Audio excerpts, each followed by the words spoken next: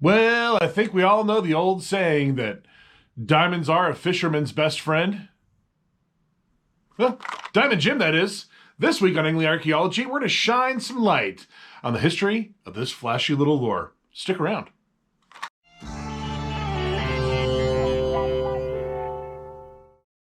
So who is Diamond Jim? Well, arguably the best dressed bass ever. First conceptualized in 1952 and eventually patented in 1953. This diamond-shaped lure with faux diamond eyes originally came in a 2 or 3 inch option and in 7 different colors. Those colors being red and white, green stripe flasher, yellow scale with orange stripe, black knight, gold scale minnow, green pike minnow, and silver minnow. The original packaging for Diamond Jim was in red and black, and then in 1955 changed to a green and black. Same thing, just a different color. Now, the Diamond Jim's ownership has been bounced around more than a bobber on a stock farm pond. By the late 1950s, the lure was made and sold by the Fastex Company. Then by 1961, it was sold to the Al's Goldfish Lure Company. Once the Goldfish Company took over, we start to see a few subtle changes, such as the packaging, as you can see above. We see that it's now on a card, and we also have the addition of some new colors. For example, frog, black back with orange sides, black and red spotted belly, along with some other colors as well. By the late 1960s and early 1970s, the ownership once again changed to Captain Jim Strader. Now, you might recognize that name, and as we see right here, they've got another lure called the Diamond Rattler. And who do we have right there on that card? None other than Roland Martin. Now, for this video, we're going to keep it old school and fish an original S1 red and white Diamond Jim. Let's get it on the water. Well, I figured before I toss this jewel out into the middle of a lake and it inevitably becomes buried treasure, I figured we should go ahead and take a look at the original packaging. So this is what it would have looked like pre-1955. You have the red and black box right here. And you got this plastic top that says Diamond Jim right there. And then here is the lure. I mean, essentially, this lure is nothing more than kind of a diamond-shaped jerkbait. All right, let's go ahead and start off by just taking a look at the lure itself. So you see we've got a metal lip right here that's screwed in at the bottom. You've got 2 treble hooks that's jointed in the center, and it's white and red with the faux diamond eyes. Now, the box is by far my favorite part. What is not to love about a bass wearing a top hat and a tuxedo? I mean, their marketing guys nailed it. I think it's just so cool. This is the S1 color, which is the red and white, but really neat little packaging here. I mean, just it's crazy to think this is already 70 plus years old. So let's go ahead and take out the paperwork, if I can do that without ripping. So each insert would have came like this. And what it is, 9 reasons why Diamond Jim lures catch more fish. And those reasons are action, flash, better size, roll and wiggle, head action, controlled sinking, casting, trolling, and wide range of catches. And it's got a little description of all the above. Not going to go into full detail with that, but if you want to go ahead and pause the video, and then you can kind of read each individual one, you can. But this is the insert for the Diamond Jim. So there you have it. We've seen the box. We know the history. The only thing we got to do now is catch some fish. So let's go. Well, we've got 40-mile-an-hour winds, whitecaps on the water, and a strong possibility of severe thunderstorms and tornadoes. So I can't think of a better time to go ahead and throw out that Diamond Jim. All right. Found a little break in the wind over here. See if this helps. Probably won't.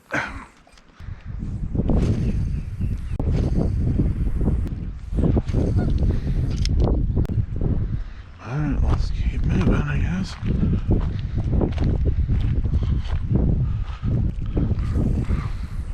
Check out this action in the water. See this thing. Really incredible.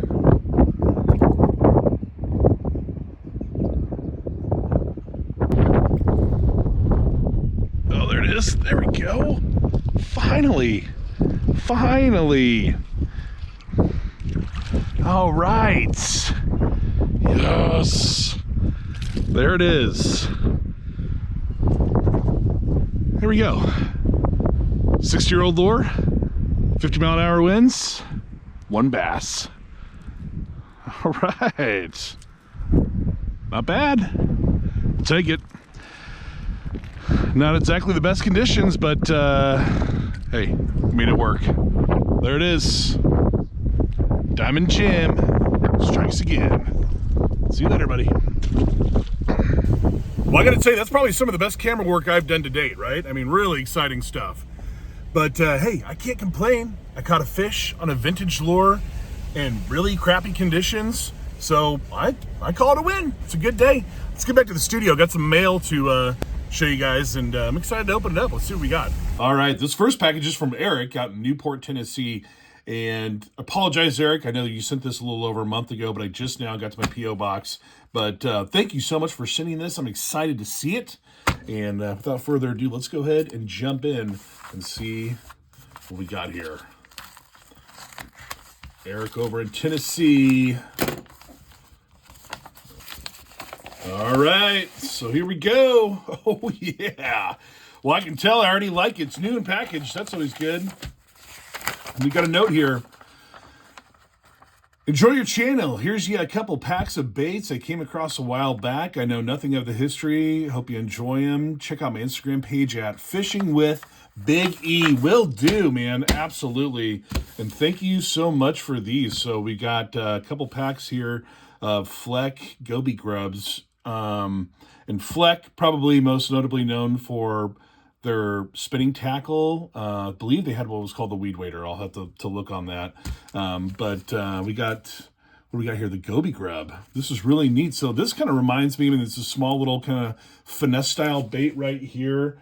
Looks a lot like the Stingray in a sense. I mean, just a slightly different tail or whatever else, but kind of like your Neds of today. You probably put a little weighted jig head right here and kind of just pop it on the bottom, but really, really neat. Oh, actually you do. See, it has it right there. So yeah, really cool lure. Man, thank you so much. Eric, these are awesome. New and package? Yeah, this is, and something I don't have. I would guess this is probably sometime like late 70s, mid to late 70s, maybe early 80s. But really, really cool. So thank you so much, Eric. Appreciate that. Awesome. And you know what I'm going to do? I'm going to send you some Angling Archaeology decals. So there you go. Be on the lookout for those. And I'm going to start following you on Instagram. Thanks, Eric. All right, folks. Up next, we got another one from Philip in New York. And it's a pretty nice sized box here. So let's go ahead and cut this puppy open. Let's see what Philip sent me in New York. All right. Let's see, kind of live.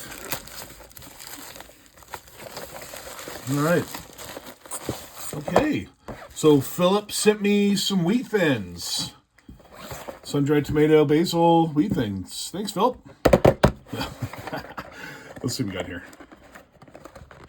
Although, hey, you know, I wouldn't complain if they weren't wheat thins. I mean, he's got this. You know, I could probably use some better scissors. Okay, here we go. What do we have here? Here we go. Oh, man, look at that. This old school Team Smithwick. What? Team Rebel. Haddon. Oh, my gosh. Look at that. Sweet. Old school Cotton Cordell. Bomber. Oh, man. Riverside. That is super, super cool. Hey, you know, I'm in the market for a boat. When I do, I got a feeling that boat's going to be, we're going to have a couple new bumper stickers on him. So let's see. Okay. Oh, here we go. Looks like Philip sent a little note here. Let's take a look at that. All right. So here's the letter from Phil. It says, "Dear Angling Archaeology, hello. I hope you are well. I get a big kick out of watching your YouTube channel. I noticed you supplied an address for lures, so I figured I'd send you a few baits I had. Nothing crazy or very valuable, but they have vintage packaging. These Scotchline lures are obvious Rapala imitations. Thought you'd like them. I bought quite a few off eBay probably 15 years ago, back when you could get really good deals on lures. I'm 49 years old and live in upstate New York.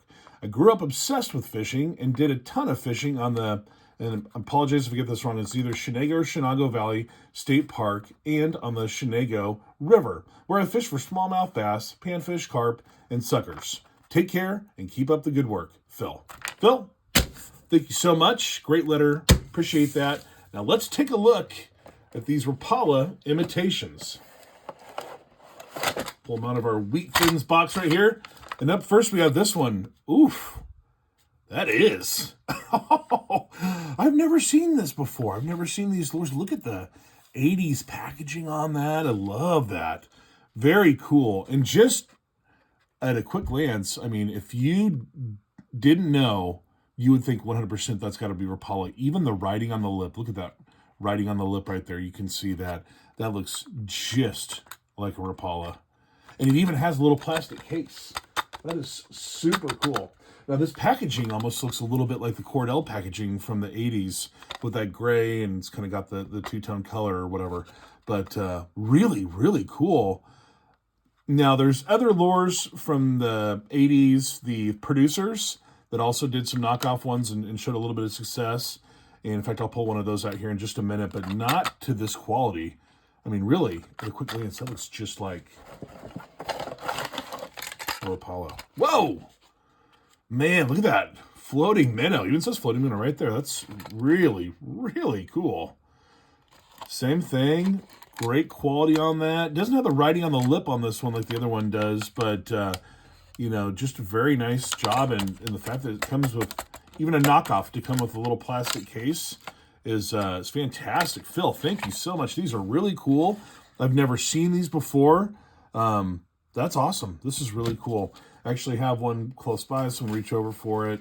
But here you get an example of another knockoff type lure. Now this is obviously a knockoff of a, kind of a Hottentot or something like that, but you can see the quality isn't there. They really relied on the packaging with these, kind of mid-80s producers lures. You got, old Willie here smoking his ciggy and having his cold snack right there.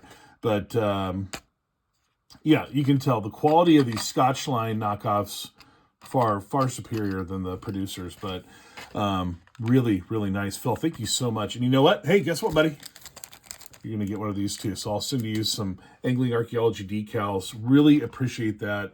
And so, I mean, between the stickers and the lures, I mean, this is a full day of fishing right here. Slap that puppy on your boat, take out the soft plastics, and you got a couple crankbaits right there, and you were ready to rock and roll. So to Eric and Phil, thank you so much for sending these in. I really appreciate that. A lot of fun to look at these, and it'll be a lot more fun to even get them on the water and try them out. So these ones I'll probably keep in the collection, but, the goby grubs, I feel like you have to fish those, right? But not to worry, Phil. One of these is going to be slapped on a boat at some point. Here, I should probably show you. Probably that one. So, anyways, thank you so much. I really, really appreciate that. Well, what'd you guys think of the old Diamond Jim? Did you like it?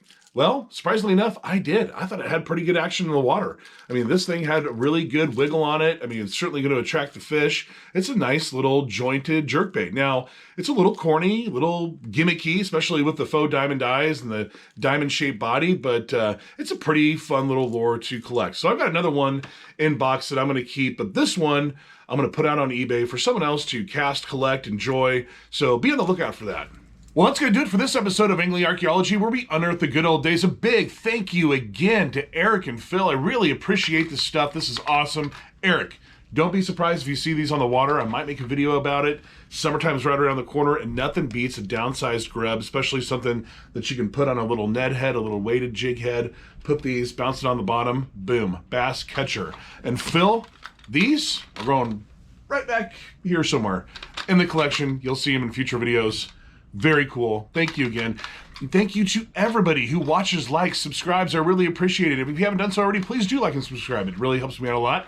So that's going to do it for this episode. Till next time, folks, we'll see you on the water. Or in a estate sale. Somewhere. Anyhow, we'll see you around. Thanks for watching Angling Archaeology, where we unearth the good old days. Don't forget to like and subscribe.